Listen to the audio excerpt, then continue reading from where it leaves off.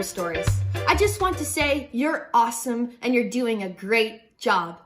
Before we get started, I want to show you my new mug. My brother got me a mug of Benjamin Franklin. He's conducting his famous experiment where he flew a kite with a key on the string, which helped him discover lightning rods and the way electricity is transmitted through lightning. The tea bag is actually the kite string. Oh, science could be everywhere, even in your cup of tea. But today, we're not talking about Benjamin Franklin. We're talking about Katherine Johnson.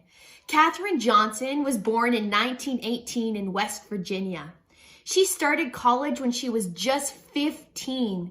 She studied physics and math and became a mathematician and a physicist. She also worked for NASA and became a human computer.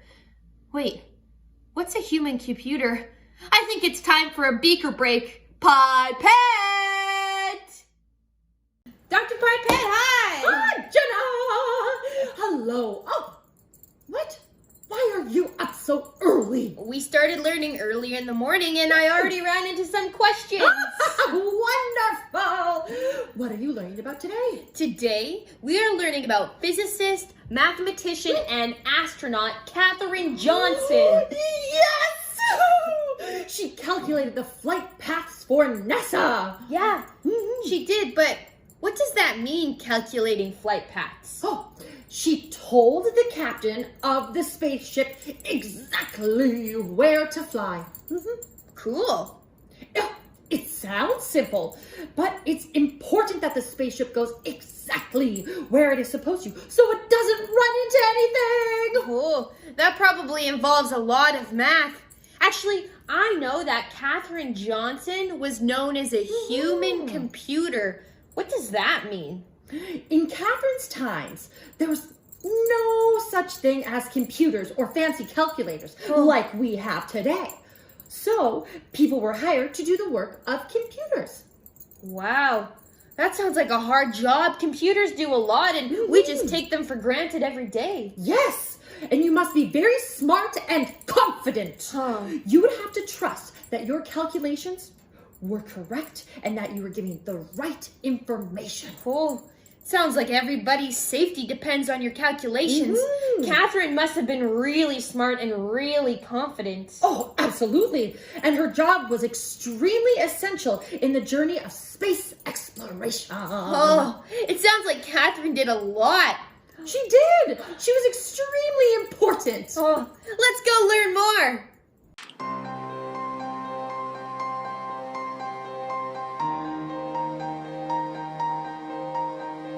Houston, we have a problem. Houston, I think we found your solution. Katherine Johnson, born 1918, started in college when she was just 15. Black in West Virginia, early in the century, physics mathematician, everything essentially, big in brains, strong in will, a history rerooter. One of the brightest ever human computers. Calculated flight paths, please get us to the moon. Pages on pages of math, staying late in classrooms. White men in suits, they are having secret meetings. Exclusionism, racism, and doing dirty deedings. Katherine walked in and she took her rightful place, showing that women deserved that space. Shut them up in the room, back where she belongs. This is the Katherine Johnson song. Brilliant and bold, smart and bright, doing all the math exactly right. Katherine Johnson had a super brain, calculating everything. Made the flight path to the moon, saved the ships from going boom. Houston, are you still there? Yes, we are still here.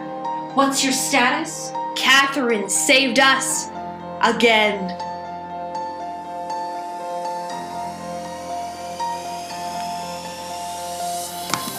Katherine Johnson was so smart that even after mechanical computers were used for calculations, Katherine was asked to check all the math of the computers.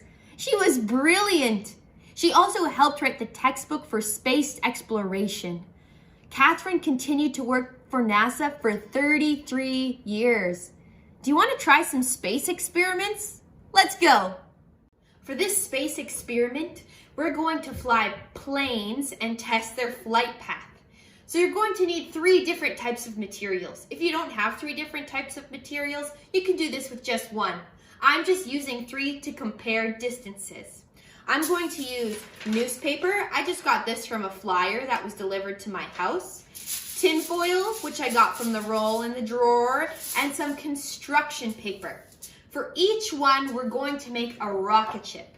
We're going to do this by folding the material in half, like so, and then taking scissors and cutting out a rocket ship shape. So we're gonna have the tail wings there, and then it's gonna come to a point just like that. So I'll show you how the first one is. It's going to look like that, so you're able to fold it in the middle like this. And I'm going to make this shape on all of my other materials. I'll speed this up so you can watch me do it.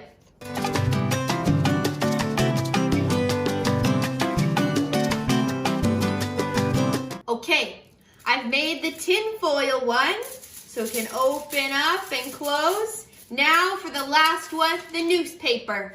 Let's go again.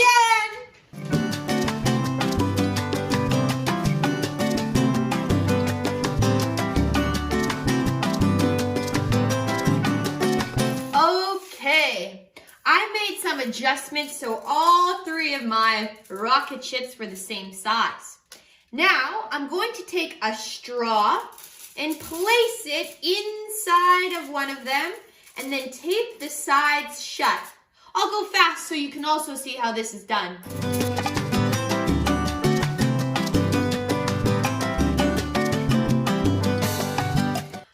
Here we go. The sides are taped shut. I can fit a straw inside. Let's try all 3.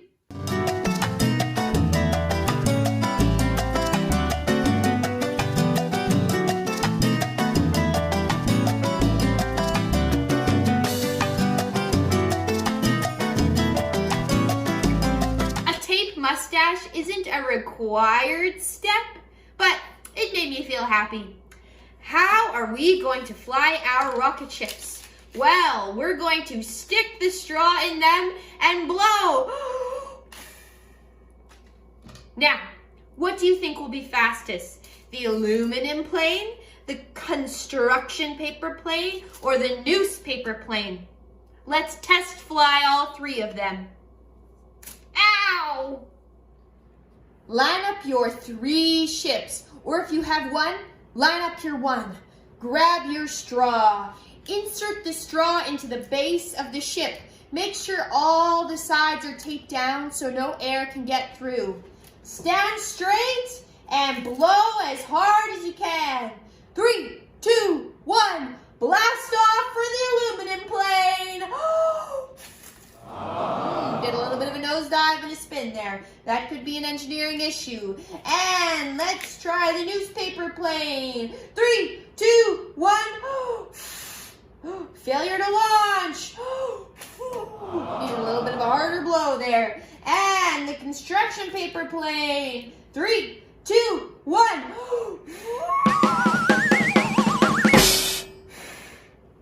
Complete failure to launch.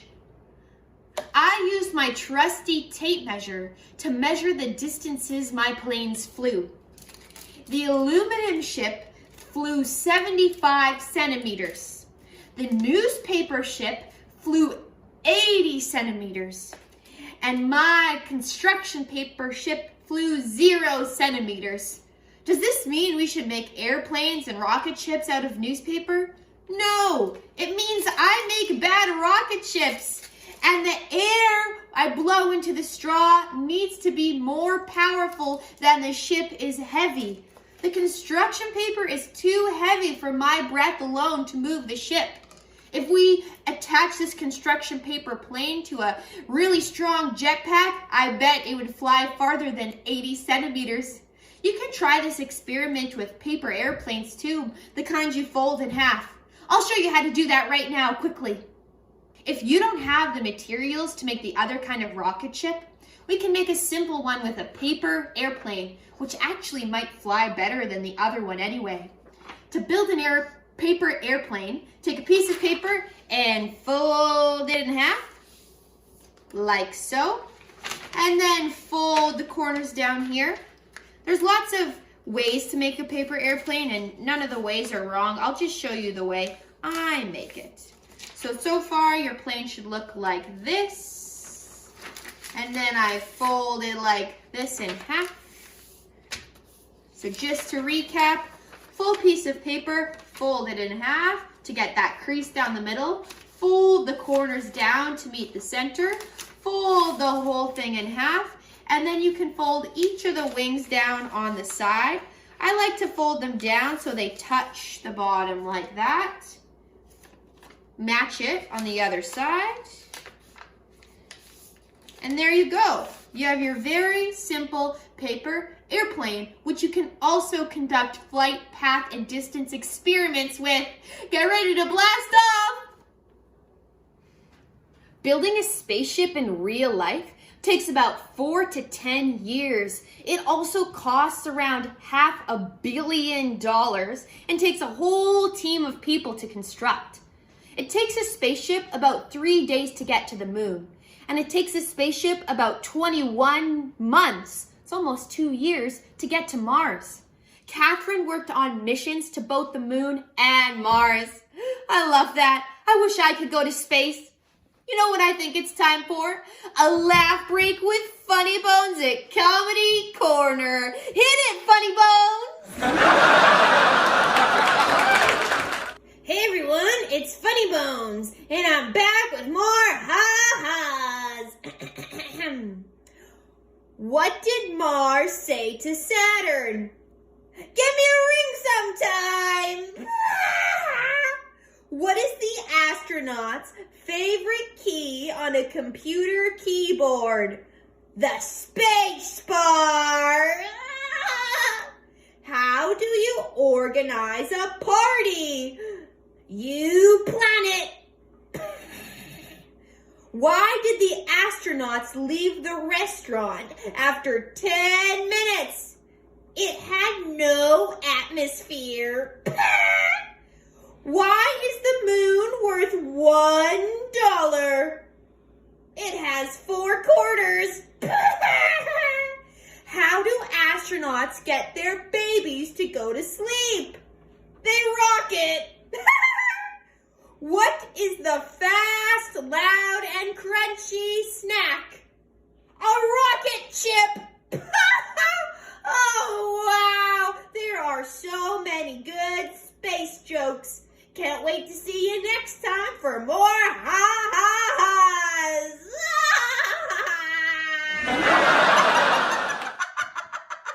Oh my gosh, I'm so glad we hired him. He is hilarious.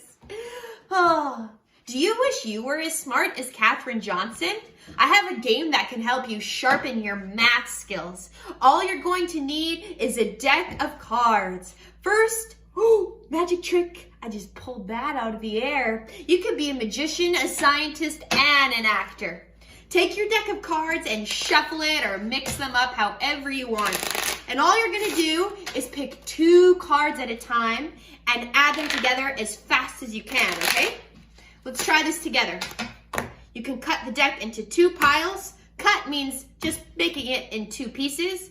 Pick the top 2 cards, flip them up. Okay, we've encountered a problem. How much is the value of a jack or of face cards? In a deck of 52 cards, these are called face cards. Let's give all face cards the value of 10. So jacks, queens, and kings will be 10s. Jokers will be 0. So it's got a lot to think about. So we'll cover that again. Face cards, jack, queen, kings, 10. Jokers are 0, and aces will be 1. Okay, play with me. Let's see who can be the fastest. Ready? We have Queen, Ace, 10, 1, 11. Good job. Next up, 8, Ace, 8 and 1, 9. Let's see how fast we can get. 19, 15, 8, 13, 16. Now I'm gonna let you do them and I'm not gonna say anything. Great job. Oh, gosh, you're smart. You're gonna be the next Katherine Johnson. Wow, I admire you. Speed round.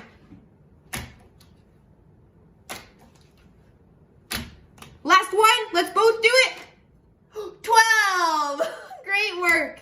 You can try this anytime by yourself or with your friends. Enjoy. It's really fun to learn. Well, thank you for joining me today on Labrastories. And thanks for learning with me about Katherine Johnson. She's so much fun. Sorry, I'm still doing all that math in my head. 52 cards, 52 times 2 is 104. 4 plus 1 is 5. You know, math just goes on and on. It's so darn fun.